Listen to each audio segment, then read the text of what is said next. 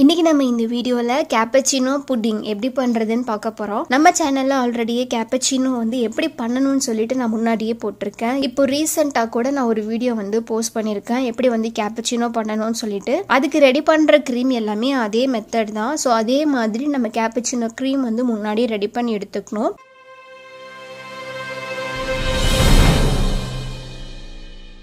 ஒரு மிக்சிங் பவுல் எடுத்துக்கோங்க. அதிலே நான் instant Bru coffee powder 2 packet add பண்ணியிருக்கேன். இது 3 ரூபீஸில் உள்ள 2 பேக்கெட். ஸோ 2 பேக்கெட்டுடைய அளவு பார்த்தீங்க அப்படின்னா கரெக்டாக 1 டேபிள் ஸ்பூன் வரும். ஸோ எந்த அளவுக்கு நம்ம காஃபி பவுடர் எடுத்தோமோ அதே அளவுக்கு சர்க்கரை ஆட் பண்ணிக்கணும். ஸோ 1 டேபிள் ஸ்பூன் சர்க்கரை, 1 டேபிள் ஸ்பூன் தண்ணி. இது நார்மல் தண்ணி தான், சுடு தண்ணி இல்லை. காரணம் என்னன்னா நான் எலக்ட்ரிக் பீட்டர் பயன்படுத்தி தான் நான் மிக்ஸ் பண்ணிக்க போகிறேன். ஒருவேளை நீங்கள் விஸ்கி யூஸ் பண்ணி பீட் பண்ண போறீங்க அப்படின்னா நீங்கள் சுடு தண்ணி ஆட் பண்ணிக்கோங்க. ஸோ ஆல்ரெடியே நம்ம சேனலில் எப்படி விஸ்கி யூஸ் பண்ணி கேப்பச்சினோ பண்ணணும்னு சொல்லிட்டு நான் ஒரு வீடியோ போட்டிருக்கேன். ஸோ அது நீங்க ரெஃபர் பண்ணி கூட பார்த்துக்கலாம்.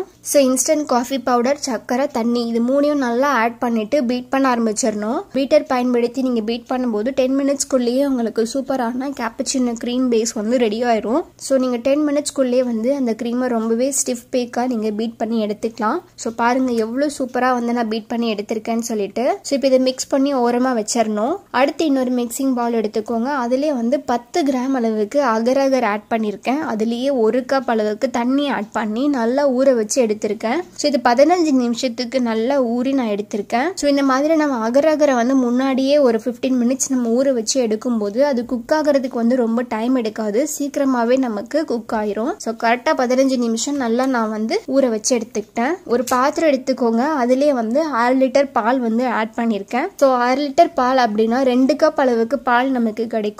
இது கூடயே 1/4 கப் அளவுக்கு சர்க்கரை ஆட் பண்ணிக்கணும். சர்க்கரை ஆட் பண்ணி லைட்டா மிக்ஸ் பண்ணி விட்டுறணும். அடுத்து நம்ம ஆல்ரெடி ஊற வச்சிருந்த அகர் இருக்கு இல்லைங்களா, அதை இது கூடயே ஆட் பண்ணி நல்லா மிக்ஸ் பண்ணிட்டு நல்லா கொதிக்க வைக்கணும். நீங்க கரெக்டா ஒரு 10 நிமிஷத்துக்கு நல்லா மீடியம் ஃப்ளேம்ல வச்சு நல்லா கொதிக்க விட்டாலே அது ரொம்பவே சூப்பராகவே நமக்கு பாயில் ஆகி கிடைச்சிரும். காரணம் என்னன்னா நம்ம ஆல்ரெடியே அகரை முன்னாடியே ஊற வச்சிருக்கோம். இது குக் ஆகிறதுக்கு ரொம்ப டைம் ஆகாது. ஸோ சீக்கிரமாவே குக் ஆகி வந்துடும். ஸோ பாருங்க இந்த மாதிரி நல்லா மிக்ஸ் பண்ணி குக் பண்ணுங்க. அப்போ இன்னும் ஈஸியா இருக்கும். நான் ஒரு கரண்டில உங்களுக்கு எடுத்து காமிக்கிறேன் பாருங்க. இதுல எந்த ஒரு அகருமே கண்ணுக்கே தட்டுப்படல, நல்லாவே கரைஞ்சு வந்திருக்கு. நீங்க இதே மெத்தட்ல ஜெலட்டின் கூட யூஸ் பண்ணிக்கலாம். ஜெலட்டின் யூஸ் பண்ண போறீங்க அப்படின்னா அதே 10 கிராம் அளவுக்கு ஜெலட்டின் நீங்க யூஸ் பண்ணிக்கலாம்.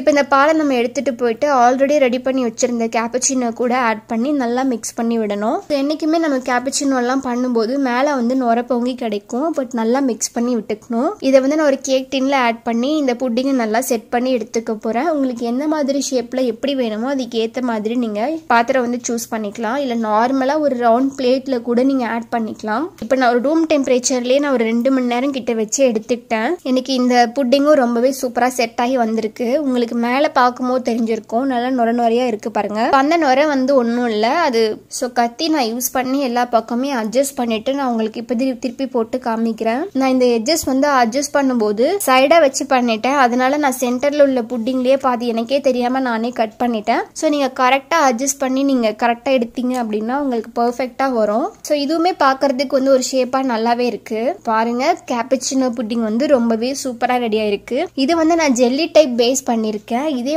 நீங்க இன்னும் கொஞ்சம் நல்லா ஹார்டா பண்ணணும், அதாவது இன்னும் நல்லா திக்கா வேணும் அப்படின்னு நினைச்சீங்கன்னா நீங்க மொத்தமாவே 2 கப் பால் மட்டும் ஆட் பண்ணிக்கோங்க. அந்த 1 கப் தண்ணின்றத நீங்க ஸ்கிப் பண்ணிக்கலாம். எவ்வளவு கட் பண்றதுக்கு சூப்பரா இருக்குதுன்னு பாருங்க. இது சாப்பிட்றதுக்குமே ரியல் கேப்பச்சினோ காஃபி குடிக்கிறதுக்கு எப்படி இருக்குமோ அதே மாதிரியே இருக்கும். அதே நம்ம புட்டிங் பேஸ்ல நம்ம சாப்பிட்றதால இன்னுமே டேஸ்ட்ல ரொம்பவே அமேசிங்கா இருக்கும். கண்டிப்பா நீங்க இந்த கேப்பச்சினோ புட்டிங்கை வீட்டுல ட்ரை பண்ணி பார்த்துட்டு எப்படி இருக்குன்னு சொல்லி எனக்கு கமெண்ட்ல சொல்லுங்க. இந்த வீடியோ யூஸ்ஃபுல்லா இருக்கும் அப்படின்னு நினைக்கிறேன். இருந்துச்சு அப்படின்னா நம்ம சேனலை சப்ஸ்கிரைப் பண்ணி வச்சுக்கோங்க. And thank you so much.